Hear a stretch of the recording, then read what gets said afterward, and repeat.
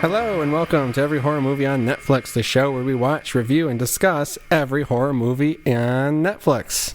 And I'm Chris, back again with Patrick. Hello, Chris. And Steven. Hey, guys. And what'd we do this week, guys? I barely remember at this point. We did a bunch of fun things this week. I mean, one of the most fun things I did this week was intently follow the results of our Cirque du Freak competition that was launched at the end of last episode. There was a really exciting vote tally that turned out on the poll that we posted on our Facebook. Chris's Cirque du Freak team got 2 votes. Mine got 2 votes. Steven, I'm sorry, yours did not get any votes. You need to campaign harder next time. Well, there were only 4 votes. I mean, I almost feel better for being left out of it. But this will make everybody feel better. On Instagram, the Cirque du Freak competition blew the fuck up. There were 3 separate posts on our Instagram announcing our Cirque du Freak. And for those who missed this, we picked our dream lineup of freaks from all the movies that we've seen so far. 5 apiece, right? That's right. We each picked 5. Do you guys want to hear the results as far as Instagram likes? Yes. Okay. Steven, just to remind everyone, picked Malbolgia from Spawn, Gerald from 13 Cameras, the Moonlight Man from Gerald's Game, the Avalanche Shark from Avalanche Sharks, and the Canker Man from Before I Wake. Came out with 21 Instagram likes. Nice job, Steven. Thank you. Good job, That's Steven. a solid team. I will stick by that team. Chris drafted Art the Clown from Terrifier, The Baby from Anti-Birth, Krampus from A Christmas Horror Story, Prince Veer from 1920 London, best known as the antagonist to our man Jay, and Jason, Uber Jason, Sicko Mode Jason from Jason X. All icons. Absolutely. Chris got 22 votes for likes. Womp womp. That's more than Steven. Oh, it is? 22? Yeah. Okay. Yeah. All right, Yeah, good job, what are you Chris. doing? And you got a like from Shudder. It sounds, That's right. Yeah, you got a like from Shudder. it sounds so like a good really job. low number. It's good. It's good. Okay. I mean, we have like 86 Instagram followers, so Okay. this is great. Okay, what'd you get? Patrick, that's me, picked Baba from Baskin, the creature from The Ritual, the 3-headed shark from 3-Headed Shark Attack, It from It Follows, and Spawn from Spawn. I came out with 23 likes, eking out the win, but... So 21, 22, and 23. They were Yeah. seriously that close? Yeah, Wow. yeah, it's a close race. It's a close race. But, you know, Chris and I tied in the poll on Facebook, so, you know, I think you might say that... I won the Electoral College. I think this just goes to show that people are willing to like shit on social media, but not go to the polls. Absolutely. Because the post on Instagram encouraged people to visit the link in our bio to vote on the poll. All these people liked it. No one voted on the poll. So Low voter turnout. We're all winners today. come on, guys, get it together. You can make that extra click and vote on our next really important thing that we ask you to engage with. Yeah, I mean, has the poll closed? Can they still vote? there's still time. It's still open. It's still open. I don't know if I even set an ending on it. I actually just changed the link in our bio on Instagram, so they'll have to do some work to find it at this point. But yeah, you know, you can check us out on Instagram, Facebook, Twitter, all that stuff. We like to hear from you. Go on our iTunes, leave a review if you love us that much. We always appreciate it. Keeps the morale high for when we have a week like this week when we watched Netflix originals Clinical. That was our job this week. We checked ourselves into the clinic. We did. Did we do anything else this week? I did. Anything else we can talk about before we get into Clinical? Because I'm just trying to buy time here, guys. I did at really want to least- avoid this I movie. mean, Oscars are coming up. Have we been watching the Oscars? You know? Yeah. I've been watching the Oscar-nominated films, I should say. You have been sprinting through the Oscar-nominated films. Yeah, all in 1 week. I've watched 4. Wow. I got 4 to go. And You kind of do this every year, right? Last year or the year before, 2 years ago, I tried, didn't make it. Last year, I didn't make an effort. No, but I mean, you always kind of do it at the last minute, and I always wonder if it's just procrastination or if you enjoy just the concentrated watching them all in the week before the Oscars. I just panic because I feel like I'm about to be left out of something. Yeah. Left out of the zeitgeist. Left out of the zeitgeist. But it's really a bad idea to do this. I've decided that it's really just turning over the autonomy of your free time over to like some geriatric Academy voters in like some stuffy building in LA who, you know, are like I think the greatest actress of our time is Sandra Bullock. So certainly better movies have come out this year that I'd be more interested in watching, but I've been doing that. It's been an experience. Yeah. Any major revelations so far, Chris? No. No, I've only watched half the movies so far. I've watched Black Panther, A Star Is Born, Bohemian Rhapsody, and Black Klansman. I would say of the four, Black Klansman is the only movie I would really welcome into the Best Picture debate. You know, this is interesting. We were talking about this yesterday. I mean, I think this is a uniquely bad year in so many ways for the Oscars. I hate so many nominees and so many things and people who are favored to win. But Chris asked me yesterday, he was like, what would your Best Picture pick be? I gotta go with Black Panther, which didn't quite make my top 10 list for this year, but out of those 8 films, there's nothing else that quite hits the spot for me. I can't believe Black Panther came out in 2018. It feels like that movie's been around for years now. Yeah, it came out like February last year, which is also unusual that a movie that comes out that early in the year actually makes it through to the Oscars. Yeah, that's one of my longest held grievances with the Academy, that like they don't remember anything that came out earlier than like November. But they're doing a better job this year. Yeah. But by the time this episode comes out, everyone will know how the Oscars went down. So probably no one gives a shit about what we have to say about them. Who knows what's going to happen at the Oscars? Like, we might not even want to associate ourselves with that telecast. You never know. You never know. So one other fun thing I did this week, before we get to the much less fun thing Clinical. that we did. I did some stuff too. You did some stuff too? Oh, yeah. Oh, you Yeah. take a turn. What fun things did you do that weren't watching Clinical this week? Well, I don't know. I should stop referring to Clinical as a fun thing because it wasn't. It was not at all. Not to show my hand, but I mean, kind of the reason we're beating around the bush here is because, I mean, Clinical fucking sucked. I wouldn't say it fucking sucked, but it is a sleepy movie. yeah. So what fun thing did you do? So would you view it, cue it, or screw it?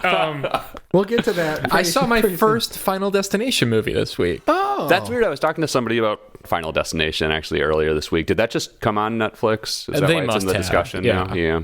Yeah, at least the first 3. I was hanging with my friend Matt, and he insisted we watch it instead of Clinical. And he asked me if I wanted Car Crash, Plane Crash, or Roller Coaster. And of course I picked Roller Coaster. Final Destination 2 or 3? I think it's I don't 3. know. I Anyway. haven't seen any of them. It was a fucking blast. Yeah? These movies are so fun. I look forward to watching the entire franchise. oh good. Dude, me too. We're halfway there. I think I saw the It'll just be another year and a half.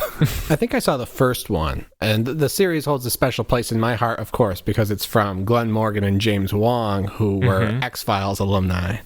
So, Really? Oh yeah, Did they produce or write? Or they were mostly writers. James I Wong think they directed might have- this one. They might have been directors too, but Wow. a lot of the great Monster of the Week episodes from like the first 2 seasons mostly were Glenn Morgan and James Wong. Yeah. Well, Yeah, highly recommend looking forward to that. Yeah. I might skip ahead and watch those in advance. In fact, fun fact I just forgot about, Final Destination was actually written to be an X-Files episode. Mm.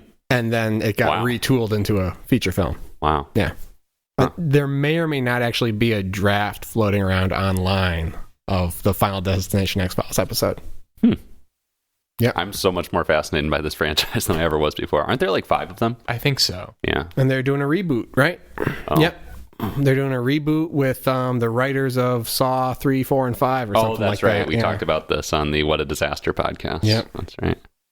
All right, so can we talk about a Netflix horror movie today? Well, one more fun thing that I did that relates to horror on Netflix this Okay. week.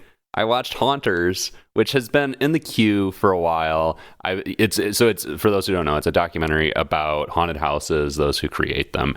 And when I first saw this, I was like, that sounds really interesting because I love haunted houses, and I'm always sort of fascinated by, beyond the obvious stereotype of just a 16-year-old high schooler who puts on a rubber mask because he needs to make some money, like who is involved in putting these things together. So I threw it on the queue. And I don't generally watch documentaries that often, but the other night I just needed something fun, and it seemed like that would be fun, and goddamn did it deliver. That was really entertaining. I learned a lot. I was fascinated by how much of a community there is around this stuff. Like, there's one woman, you've seen this, right, Steve? There's a woman in there who's like known as a legendary scarer. Like, she's known in the haunted house community for just being great at what she does, which fascinated me. There's a lot of stuff about these extreme haunts, which I had heard about before, like this shit where they just, basically literally torture you. Like, you throw up and they push your own puke into your mouth, and they like beat you up and like strip you and just all this shit, which I had heard about before, but it was really fascinating to actually delve deeper into some of that stuff and find out about the very quirky and somewhat questionable people who put that stuff together. Can't recommend Haunters highly enough. Really enjoyed it. Did you enjoy it, Steve? Oh, I loved it. Yeah. It's been a while since I've seen it. I can't remember. Does it get into those like haunts that extend out into the real world? Where like people like follow you around or like pick you up in long black cars and shit. There were elements of that to a couple of them, yeah.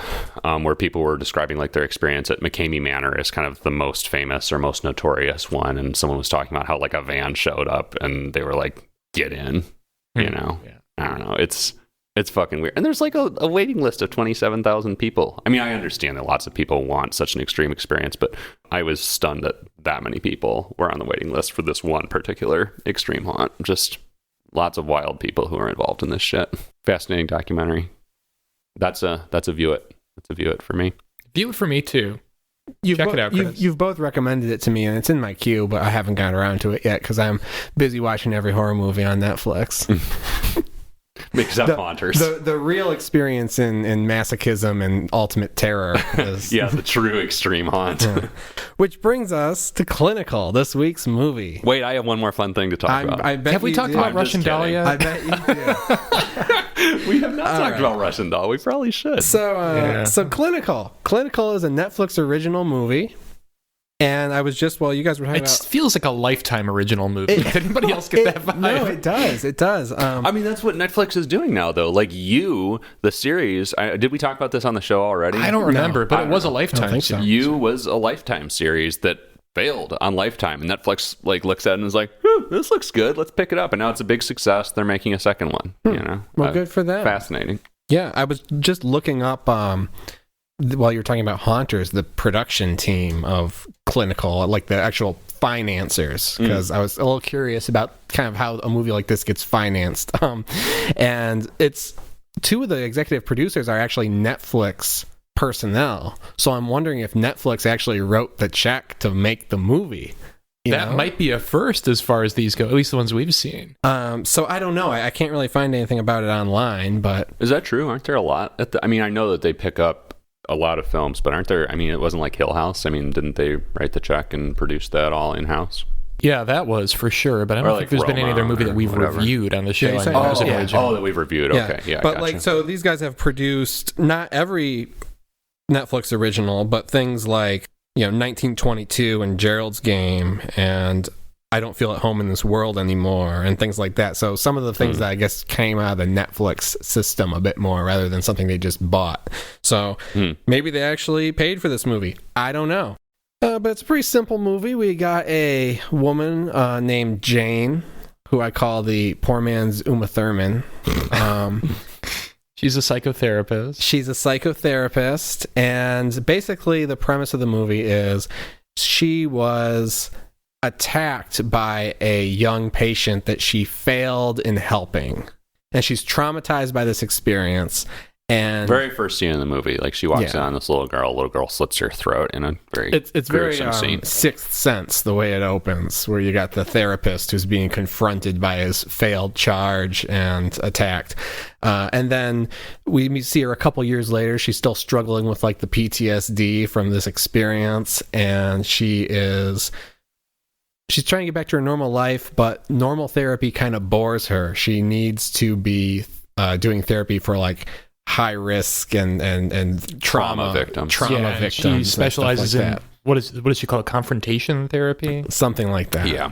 So a man which she never really does. She only ever conducts like very standard therapy sessions. Yeah. Like, I've been to therapy, and these are basically just therapy sessions, except with a therapist who's not very fucking good most of the time. I could do like, that. she never does this whatever the fuck confrontation therapy is. Sounds interesting. That'd be an interesting movie. I'd watch a movie where, like, something called confrontation therapy happened, and it was actually something unique, but she just does bad therapies. And not in the sense that she, like...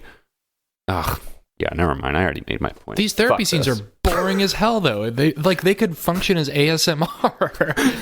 Yes. Well, I thought they were fine, because the only therapy sessions we really get a look into is when she gets this one patient that she doesn't really want because she's trying to get over her own trauma, and he's been in a horrible accident. He just received a face transplant, and so he's sitting there with his creepy face trying to get his life back on track. And really, for the first 40, 50, 60, 70 minutes of this movie, you don't really know what it's about. Or what the conflict is here. For the first 40, 50, 60, well, no, maybe 40, maybe 45 minutes of this movie. So she also has a cop boyfriend who we hear a lot about, she talks a lot about, but for a long time we don't really see them interact. And when we do, the cop boyfriend, Miles, has this distinctive haircut that is very similar to the trauma victim with the fucked up face.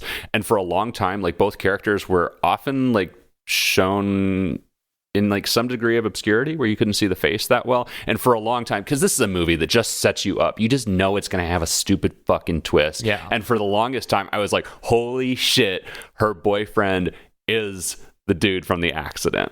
Is it the same actor? No. He's not the boyfriend. No, I know that, but I'm just asking if, like, because just it looks for so a long similar. time, that is what I was expecting for some reason. Okay. The That'd be haircut is interesting. uncannily similar. Well, and also the haircut is completely not what you would expect from a cop. Like, Yeah, and I don't remember this haircut at all. He has, like, this luscious, like, almost shoulder length, shaggy kind of hair, and I that's my memory of it. I don't know about Wavy, at least. It's very wavy. It's well coiffed. It's long. You know, it's not your typical kind of cop buzz cut. It just looks like a generic pretty boy movie haircut, which also contributes to the whole, like, lifetime effect with this movie. It was kind of weird, because I was like, I don't know, if you have a character who's a cop, why wouldn't you just give him the cop haircut instead of he looks like he's Serpico or something. Yeah. But you know, a movie's bad when when in our discussion about it, maybe 10 minutes in, we're talking about haircuts. We're going deep into the haircuts, yeah. But I finally decided about 40 minutes into this movie that, okay, so really the conflict here is this patient she's working with, and whether or not she's going to get him to have a breakthrough and recover, and that the key to her recovery from her trauma is going to be helping this man recover from his trauma. And I was okay with that. I was actually semi-invested in that storyline. I thought the performances were good. I'm not saying the characters were that interesting, but I thought the acting was fine. Better than I expected. I was drawn into kind of the relationship between Jane and Alex, was the guy without a face. I wanted to see how that played out. Now, around the periphery of that storyline, we have all this, like, boilerplate Netflix horror movie stuff where there's the girl from the first scene who is, like, just out of frame, running around like a spook, knocking things over. Maybe she's on the property, maybe she's not, maybe she's in your house, maybe she's not, blah, blah, blah, blah, blah. And it does become clear that this girl is actually still alive, so it actually might be her, and that she's actually out of the asylum too. But for a while, we assume she somehow survived just opening her entire fucking throat and just blood gushing out of her jugular. Do you have a jugular on both sides of your a neck? carotid artery. Yeah, Carotid we do. artery. Where is the jugular? Asking for a friend. Is the jugular the same as the carotid artery? I don't know, but she just ear to ear. Does that have anything to do with juggalos? Anyway, yeah, she's clearly dead. Like, you cannot survive that. That's impossible. We were talking about Bill Maher before. I feel like you need to apply to be on the writing staff after that. Oh, one God. there. So the jugular is more internal. Oh, okay. So I don't know. It's more inside your throat, and then you have your carotid arteries on the sides. Okay. So if you're slitting your throat, you're really slitting the carotids. Probably. Or a carotid. It depends on how deep you go, I guess. If I'm putting you in the rear naked choke, that's your carotids. Anyway, Actually, I guess that makes the term "go for the jugular" make more sense now. Oh, 'Cause yeah, if you you're gotta going for the dig jugular, in. you're going deep. You're going in there. Yeah. Yeah. But anyway, so she's alive. But it does seem like she may be a ghost for a large part of this movie, especially because she's wearing the boilerplate ghost uniform of like wispy white dress. Yeah, night dress. And no shoes. And long hair like a ring girl. Mm-hmm. Ring girl as in the girl from The Ring, not like Yes. the girls who hang around the Yeah. boxing ring. Yeah. I mean, that's your movie, basically. It's very, I mean, for such a simple plot, it does get really convoluted. I mean, just trying to figure out what the actual conflict is. I mean, I agree with that. I guess I'm glad to hear you say that because I was really confused through a lot of this. I'm just going to admit it. I mean, this has been a long week for me. This is unusual for me, but I actually watched this movie in 2 sittings. I'm going to admit I didn't pay the best attention to it, but I just felt like it was convoluted, and I got the feeling that I wouldn't have understood it better, and it's good to have that backed up. Did you feel it was I convoluted too, watched it Chris? in one setting. I understood everything that happened until it started to get into the twists, which The twist is fucking bizarre. I don't really understand that very well. Yeah. I watched it in 4 sittings. Is that a record? I think it might be. Because we know you enjoy the multiple sittings. But Yeah. I mean, it was just so goddamn boring. And then I forgot how it ended, so I had to watch the ending before I drove up here today. The ending was exciting. Well, we may have to go to the spoiler room to talk about that. I have some feelings about all that stuff. Yeah. My main problem with this from a horror perspective, it's not really a horror movie for the most part. No. You got some things that go bump in the night, but like this isn't gonna, even the most timid person who doesn't like horror movies is not gonna have to like put their hands over their eyes, except for maybe like the gory part of the opening scene and the times they flash back to it. I would say it's a thriller, but it's not even very thrilling. Right. It Except really in a is few like instances. a Lifetime movie, kind of. And I'm not saying like because it's not thrilling because it's a failure. There just isn't really a lot of action or intrigue No. in most of this thing. Maybe it's a failure because it's not thrilling. Okay. One of the reasons it doesn't really work as a horror movie for me is because the only horror element for most of this movie is this ghost girl. And Well, she's also being like fucking stalked. Like the accident victim, what's that dude's name? Alex. Starts to basically stalk her. I would say there's definitely horror elements to this movie. yeah, You know, her sanity is obviously not all there. I think there's plenty of horror elements. Alex is a different story. I was never really afraid of Alex, though. I mean, there's a startling scene with Alex, but I felt sorry for him, and I also felt sorry for the girl who was like suicidal. Like she seemed like she was very fragile in her first scene, and so I'm not really, even though she attacked the therapist, whenever I saw her I kind of wanted them to just kind of make peace and for the therapist to help the girl. I wasn't afraid of the girl necessarily.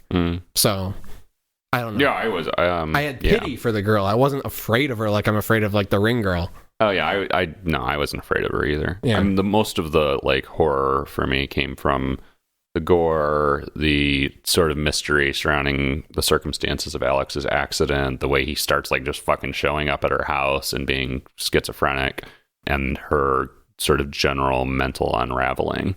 None of it worked well, but I thought it was there were horror elements there. And when you talk about mental unraveling, what frustrates me about this movie is something that frustrates me about a lot of movies, where it's like we've seen a lot of characters who are defined by being like sullen because they've had a trauma or they have a mental distress, and it's boring. Like I'm thinking of Amnesiac, and I'm thinking of Anguish, and I'm thinking about movies where you have a main character who kind of just walks around and doesn't tell anybody anything. I mean, and it's hard to carry a movie with that. Yeah, I mean it can be interestingly done, but it's not. It's not easy. It can be like in Manchester by the Sea or something. That's a good example. Yeah. Where you have a guy who's very withdrawn, but he's in conflict with characters who are trying to pull him out, and then you learn more about him as you go through. And you have a talented writer and a talented performer and a talented director putting it together. Right, yeah. So this doesn't really do it. And I'm kind of bored of seeing that in these Netflix movies. And the reason I was looking at the production was because I feel like this movie has a good pitch, especially when you talk about the twist. Like you could go into like a dentist's office and say, hey dentist, I want your money, because that's what they tell you to do when you're trying to self-finance a film. Go talk to your dentist, because dentists have the money. And say, hey, here's my idea, here's the concept, there's this therapist and this happened to her, and then but really this happens, and that might be like, okay, that's cool, but like there's nothing in the middle of the movie. This is a classic movie that like has no second act. We're just like, we start and we end, and in the middle it's just filler. Yeah, the whole thing hinges on how this new patient of hers might be related to what we saw in the opening scene.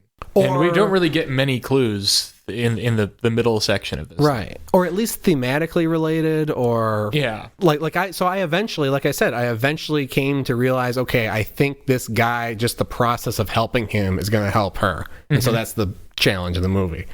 It could have been a sweet romantic comedy, really.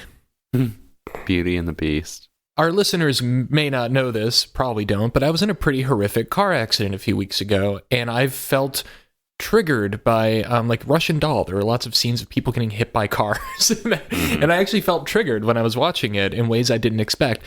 A huge chunk of this movie revolves around Alex trying to recall what happened in this horrific car accident he had. It did nothing for me. Really? Nothing at all. It didn't trigger your not at all. Trauma. I think that just speaks to how poor the quality of this movie is. Well, yeah, because I mean, as you start to see how he like presumably got these injuries, it always involves like him running out on the road and then just a shot of a semi-truck just blaring down on him with the stereotypical brrr, like laying on the semi-truck horn, and somehow this man got plastered by a semi-truck and is fine physically, except for his face. Other than his face. Yeah. Which, and there's all those like weird Sin City shots too, where it's like black and white, but his face is covered in you can just deep see red the red blood. It just didn't really work for me because it wasn't very relatable. People get in accidents like that all the time, but I couldn't understand how he got in that accident other than he just chose to walk in the middle of the street for no reason when there was a truck coming. Right. So he's like, theoretically, according to his story, he's in this accident, he's trying to flag someone down for help, and somehow gets hit by a truck. So, I mean, like, yeah, he would have had to literally walk out in front of the fucking truck. I mean, you stand on the side of the road and fucking wave down the truck like Pee Wee Herman trying to hitch a ride in Pee-wee's Herman Big Adventure, that great film that we all enjoy so much. All right, we should rate it. Yeah, you guys want to rate it? Yeah, we should rate it, at least because it's going to be hard to talk more about our man Alex without a face, without going to the spoiler room. Yeah. I want to get to that. So all right, well, we'll rate it. Steven, I think I know, but would you view it, cue it, or screw it? It's just nice to say it. Screw it. I have nothing to add to that. Patrick. Yeah, it's I'm gonna even go screw it with prejudice. This is like maybe one of my top 5 least favorite movies we've watched for this shit. It's not quite up there with like a fucking Cabin Fever 2 where it just fucking offends me, but it almost offends me even more because there's just nothing there. There's just it's just a blah movie. It's just devoid of actual content in the end, which is funny because there are some lurid twists that we're going to get to in the spoiler room that you would think would maybe like sort of animate this or make it memorable or make it like morally reprehensible, like the way Atud Blanco pissed me off because they burn a kid at the end or whatever. But no, it's just dumb. It doesn't make sense. It's boring. Hated it. What did you think, Chris? All right, I'm going to play devil's advocate a little bit. I'm going to still give it a screw it, but I almost wanted to give it a cue it. I did not like the twist that we're going to talk about. If it had just played it kind of straight and tried to tell kind of a sappy movie about this therapist helping this guy recover and there was some spooky stuff going on in the periphery, it would have been boring, but it would have been fine. I would have said, you know what? Sure, watch it, like put it in your queue. It'll put you to sleep on some night. You can like have 6 beers and watch this and just like kind of lose yourself in the mood. You'll feel numb. Would you like, I know what I'm doing tonight. Or it'll be a good 6 beers over the course of the hour and 45 minutes, or like I don't have any I would not screw it with prejudice because I have no animus for this movie. He's not going to tell us how to drink these 6 beers. I know, that's a really short time to... No, if like me, you watch it over the course of 4 sittings. Well, maybe you had 6 beers earlier in the night and you're winding down and you lost your copy of The Wall, so you need to just put something else on. It's a beer and a half with each sitting, Steve. I think that's what I'm learning here. I can't fault this movie. Was not offensive to me. I didn't think it was. God bless everyone who made this movie. It's just this isn't it. God bless them, really. Yeah, I got no. I'll bless them. I'll bless them too. Yeah. You know what? I'll give him some tokens. I'll send them some thoughts and prayers, some tokens. Yeah. Yeah, and there were some glimmers of things in this movie that I thought could have been something. It's just it's very dull, as you can maybe tell by our rather dull conversation about it. So screw it, but I would even say it's a high screw it, because I almost gave it the lowest of Q-its, but I can't go there, especially because it just kind of started jerking me around at the end. You know what, Chris? There's only 3 colors on the website. Yeah, that's true. Call it a high screw it if you want, but it's That's a screw true. it. Yep, it's a screw it. So too bad for that. But I guess we'll go to the spoiler room and talk about the twist, and we'll find out a little bit more about the man without a face. I'm not talking about Mel Gibson though. He is someone who can screw with prejudice. Oh, that was dank. Wait, why is Mel Gibson the man without a face? Because he starred in and directed the 1993 film The Man Without a Face. Oh. Yeah. Is it really about a Haven't man seen it, without a never face? It's really about a man without a face who's been disfigured in a similar kind of accident. Oh. So is it just like muscle? I don't know. I haven't seen it. I saw it at the video store when I was a kid, and I was like, "Mom, how come man has no face?" And she was like, "Oh, he was in an accident, sweetie." That's cute. And that's why you are the way you are now. That's man without a face. All right. Well, we'll be back in just a second. If you want to see how this one turns out, if you want to go check it out yourself, though, and see if you would give it a view it yourself, go for it. We'll be back in a bit.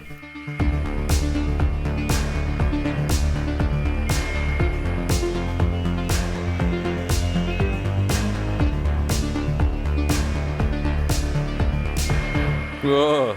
What? All I can say is don't Google man without a face. I mean, because number one, like the actual image from the film is laughable. That's what a man without a face looks like. Nah. Man without a face looks like Harvey Two-Face. I mean, Only like with 1993 technology. Alex wishes he looked like that. And shit like this also comes up. Oh, please don't. Oh no. All right, welcome back. We're here in the spoiler room, ready to spoil everything about Clinical. Patrick was just Googling man without a face, and we were looking at all the Google image results. Some horrifying results. Perhaps the most horrifying one was the actual image from Man Without a Face, because boy, does that not live up to the promise of the title. That's not what I imagined looking at the videotape. No, That's very disappointing. Half of his face is a bit disfigured. You can just see Mel Gibson being like, I want to star in this film called Man Without a Face, but don't fuck up my face. Wait, was that Mel Gibson? Yeah, right? That didn't look like him. That was him? Yeah, I think so. So Yeah. maybe his face is going. more fucked up than you thought. Yeah, that's 100% Mel Gibson. No, it's... Yeah, it's 100% Mel Gibson. Oh, okay. Movie magic. Movie magic. Now, the great... I guess I was really focused on the disfigured side of his face, which obviously doesn't look as much like him. That's why if you ask me, Chris, do you prefer Mel Gibson or Tom Cruise? I'm going to say Tom Cruise. Nobody asked them. And one huge reason I love Tom Cruise is even though he's, as much of a star, A-lister, got a great moneymaker, all that stuff, he... What is his moneymaker? His What are we face. talking about? We're talking about the face. Oh, okay. Okay. I He's was got thinking of his His physical butt. ass. Yeah. He's got the face. In Vanilla Sky, he plays a disfigured man, and he actually fucks up his face and looks like ridiculous for more than half of that movie. And wears a mask for most of it, in fact. Oh, wait. So you're saying you like Tom Cruise more because Tom Cruise went like full He disfigurement? committed. I'm saying when Tom Cruise decides he's going to star in a movie playing a disfigured man, he doesn't try to preserve his good looks. See, this is why when you ask me if I'd prefer Mel Gibson or Tom Cruise, I say neither. I say, can I pick someone else, please? Can I do a write-in candidate? No. You can't. I got nothing. All right, well, so the man without a face we're talking about today is not Mel Gibson. His name is Alex. And turns out Alex is full of shit, which I was disappointed in because I was actually, if I was invested in anything in this movie, I wanted to see, like I said, the therapist break through to this guy. I kind of liked their relationship, and I thought Alex was a really nice guy. Really? Yeah, I didn't feel that way about him. I guess I just sensed something shady about him the whole time and was basically expecting. Oh, you mean like the part where he breaks into her house. Yeah, It's like, come on. I'm surprised. I'm surprised that that's been sort of underplayed in our discussion so far, or like when we were talking about the horror elements before, because that is the part where it's like, oh, something is definitely wrong with Alex beyond just like, you know, him being a mentally troubled guy who went through a traumatic thing. Like, it's like, oh, there's for sure something weird with this guy. Well, I thought he was just kind of a troubled guy, lonely, didn't know how to relate to people very well. You know, maybe had a little bit of a crush he didn't know what to do with. He was like a sleeper in like a catatonic state when he broke into the house or something. I don't know. I he does saw seem it to coming from a abuse mile benzos away. or something. But yeah, I mean, I thought it was clear that he was set up as kind of a villainous character with an Well, ulterior motive. Yeah, well, the twist It's sweet that is, you... But boy, could we never have. Could anyone have guessed what the ulterior motive and what like Alex's actual end game is? I because still it's so don't fucking know. insane. I don't think I know really either. understood. It's convoluted, but basically, the girl who was like attacked our therapist hero at the beginning, who has been, you know, the wispy ghost freak the whole movie, who has issues. It's his daughter. It's his daughter, and I guess her beef, the reason that she was troubled in the first place is because she had been like sexually abused by her father for a long period of time. So Alex is actually like a creepy molester who is now has a vendetta against Jane because she interfered. I think he like blames her for the girl almost killing herself and being committed. Yeah. And she blames herself for that too, which is a kind of a subplot that we haven't really gotten into. But Oh, and we didn't talk about that he like tricks her into killing her boyfriend, which makes no fucking sense well, either. we haven't talked about that because that would be a spoiler room discussion, and we're in the spoiler room. I know, now, but we've kind of skipped ahead to the final, Yeah. and this happens before all that. I guess it does happen before all that, but yeah. I mean, don't call me on the technicality. But that all is bullshit too. Wait, who does she kill? And who does she think she kills instead of killing her She boyfriend? thinks it's the girl in the house. the girl's come back. That's right. Yeah. Yeah. And so she stabs her in the neck with a Corkscrew. Yeah. Interesting weapon. Yeah, that's never been done before. I thought I was playing Clue for a minute. They were in the kitchen. She's got the corkscrew. Didn't use the candlestick. I don't think there's a corkscrew in Clue, is There there? is when I play. And he's not playing a board game. But yeah, and then it turns out Alex actually like sneaked into the house like Splinter Cell style and Drugged her. ambiguous drugs and injected her in between her toes so no one would find it, and it made her trip balls. A drug that he somehow knew and predicted in advance would make her specifically hallucinate to kill her boyfriend. It's so dumb. It's it makes bad. no sense. It's not good. It's not good. It makes no sense. And like, I'm sorry, go ahead. no, go ahead. You're in the middle of something. I'm just consumed with rage right now. Like, so I mean, Do you need to talk to a therapist? I do. I need to do some confrontation therapy, I think, if I could actually figure out what the fuck that is. You know, there's this twist that Alex actually sexually abused. What's the girl's name? Nobody. We don't remember. Who cares? Nobody remembers. I want to say Nobody it was like cares. Zara or something. Zara. Wow. That's where your mind goes. Okay. So we find out that Alex. Nora. It was Nora. There we go. Nora, Zara. Nora. Yeah. So we find out that Alex sexually abused Nora. And, you know, I was talking before about how this movie didn't, like, offend me in the end the way that Atud Blanco did. And now I'm wondering why that is, because that's such an obnoxious, lurid, unnecessary twist. Yeah. And I don't know why I didn't respond to it so strongly. And I think it's because it just comes out of nowhere. It doesn't make any fucking sense. Like Atud Blanco, at least, there's a whole thing about that they might have to sacrifice a kid. There's this white coffin, whatever. And more or less, if you're a normal, rational person, you're hoping that's not going to happen in the end. In this, there's no reason why. Like, why? It's just Why? it's just these. I didn't react to it because I was just like, that's stupid. It doesn't, like, they weren't characters I cared about. Because no one had done the work to make me care about Alex or Nora. Yeah. And so it's just like, okay, rape? What? That's unnecessary. Okay, whatever. Did I miss something? Like, was there something else going on with the car crash, or was that just a MacGuffin?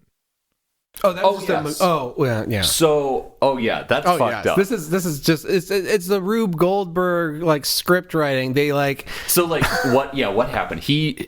Did he disfigure his own face? No, he was actually attacked by Nora. But right. But Nora is actually they're still like together though for the events of this movie, which doesn't really make sense because I guess she like sliced up his face and then went to the office and like sliced up the therapist and then was committed and then they released her from the asylum and she ends up right back with the father doing his bidding. I don't really understand. And he's driving away after she's like carved him up, and to have an excuse for his face being carved up, he drives into the semi truck because they're not going to put him on the transplant list. And he actually like explains this. To get a face transplant, I guess you're excluded from a face transplant if your daughter, who you've been sexually assaulting for years, actually carved up your face. So you need a better story than that. And which still mysteriously doesn't kill or cripple or just absolutely incapacitate him. Well, he driving into a semi truck. He didn't drive like entirely into a semi truck. His car got fucked up and he got fucked up, but like not. It wasn't like he got plastered like he did in his version of events. I feel like we still see the same image though of the semi truck like bearing down on him, and it looks like a direct collision. He's in the car. Yeah, he's in the car when he gets hit, and but why wouldn't he just tell that story? When you lie, you're supposed to keep your lies as close to the truth as you can. Not that you know anything about this. He was in a bona fide car wreck with a semi truck, and that's what the doctors know, and that's how he got the face. Why doesn't he just stick with that story when he talks to the therapist? Who knows? Instead of saying, oh, actually there was these people and I had to save them and then I got blah, blah, blah. That's so dumb. I don't know. So do we have anything else to say about this shit show? Oh, well, how about when our protagonist rips his face off? Yeah, so right. So basically, oh my God. Now our hero is in a asylum herself. She's been committed, much like our hero in Amnesiac, ends up in the asylum because she went crazy and killed her boyfriend. Well, she escapes the asylum and immediately gets captured by disfigured Alex, who's hiding in like right by her car because apparently he's been staking out the hospital every night trying to find a way to abduct her. And then wait, why is her car there? Into the arms. I don't know if it's her car. I don't know.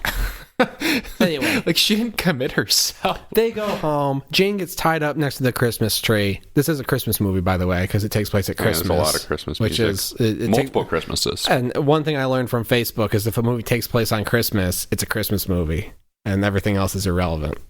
I digress. Anyway, so Alex menaces her under the Christmas tree. Has this villainous monologue. I don't even know. I mean, but the one thing I did like about this is Alex reveals a side of himself that's like a lot more confident and calculated than what we've seen of him so far. So there's a switch there. That was cool. All right. He goes batshit. Yeah, I can't co-sign that, but all right. She escapes. They have a little chase through the house, much like Home Alone. And yeah, that was my first thought too. This is just like Home Alone. She's trying to climb out the window. Like she's Kevin not McAllister. The poor man's Uma Thurman. She's the poor man's Macaulay Culkin. Yeah, that's true. No, that's just Macaulay Culkin. Chris is going to put us in timeout.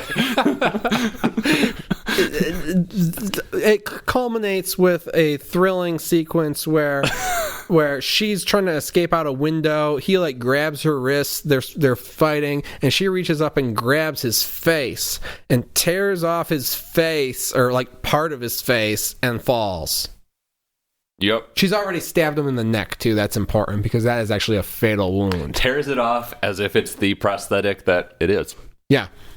Then she blacks out. She wakes up. She enters the house. I mean, faces don't just rip off like that. It's a freshly transplanted face. It's not freshly. It's been that way for a year. Oh, yeah. That's enough time for it to set, I think. Yeah. The glue's dried on that baby. Anyway, she comes in the house. Our man Alex. You've used hot glue before, Chris. You know this doesn't take long. He's sitting on the couch, and like the final shot of the movie is she looks at him, and he's now dead from the wound in the neck, I guess. And he's like apparently tore off the rest of his face, and he's just sitting there with like kind of a skull face, and it's pretty cool. And I was ready for another 5 minutes of the movie. Me too. Yeah. I thought he was going to wake up and chase her through the house again. How could they not do that? How could they not do that? I'm so furious. I would definitely have given it a cue it if we had another 5 minutes of the skull face man menacing her in the house. Okay, I don't want another 5 minutes. I want to take away 5 minutes from elsewhere in the film and reallocate it to that. Yeah, I was going to say, I'm really envious of your experience of wanting another 5 minutes of this movie at any point in the movie. It's a great visual. It's creepy. It's batshit. Have him chase her through the house with a knife while he's got no face. Yeah, but where does it go from there? I'm forgetting the That's the actual... end. Oh, that is the end. Yeah, cut the credits. Yeah, it's over. It's over. And that, so my second... And we haven't learned a goddamn thing. My second favorite ending would be you look at him, he's dead, and then he just like jolts and screams, and that's the end of the movie. That would have been great. We need to have some kind of a new segment where Chris like rewrites the shitty movies. I would rewrite it. If I rewrote this, it would all take place in the office park where her office was on like Christmas Eve, because that's kind of where it starts. She's like, it's like a few nights before Christmas. It's dark. She's all alone in the office. Coffee pot's on. She's catching up on her calls and her paperwork. Then the kid comes in and attacks her. Set the whole thing in that office building. That'd be great. It would be a totally different movie because she's like seeing patients. It'd be like Halloween 2. Yeah, I want to see Halloween 2 where she's in here and there's a guy that she's already given therapy to who's cut off his face out of madness because she gave him too many drugs, and he's stalking her in the halls. Sure, why not? So, what do we think happens to her? Is she going to jail? I wish I cared. I mean, the movie clearly doesn't give us any clues whatsoever. I think she's gonna beat the rap. I don't know though. Do you think she's going to change though? Become a better therapist? Stop abusing drugs?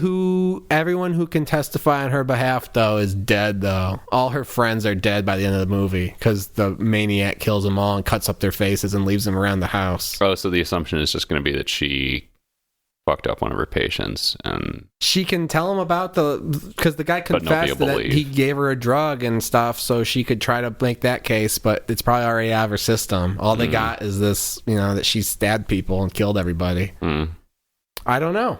Maybe they need to make a sequel. Hope not. But I'm not interested if she goes to jail. I want to know how this affects her emotionally. Right.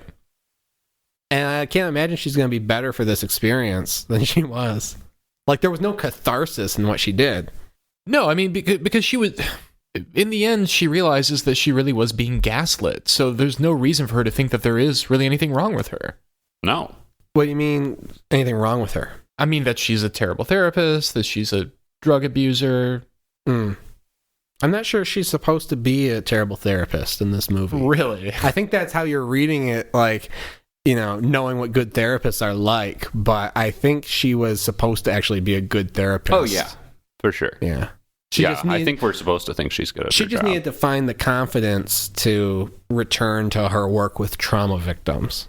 And I don't think that the events of this movie are going to give her that confidence. No. Okay. So, sorry, Jane. I guess she's going to be a Walmart greeter when she gets out of the asylum. So what are we watching next, Chris? Well, we were talking and we had such a bad time with this movie that we all decided to watch Velvet Buzzsaw as a palate cleanser. And so next week we're going to be talking about Velvet Buzzsaw, the new Netflix original horror film that everybody's talking about or was talking about. I can't wait to see the Buzzsaw. I can't wait to see the Velvet.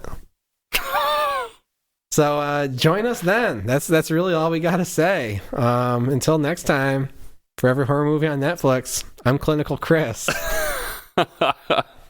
I'm post-traumatic Patrick. I'm just Steven, as always. See you next time, everybody.